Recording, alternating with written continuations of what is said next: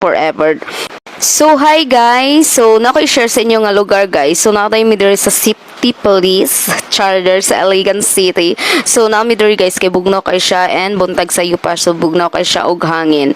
And then, nadi ko nakita nga kugon. So, ako ipakita sa inyo ang kugon guys. Kaya lang kugon diri grabe ka healthy. Mas healthy pa sa inyong relasyon. Char!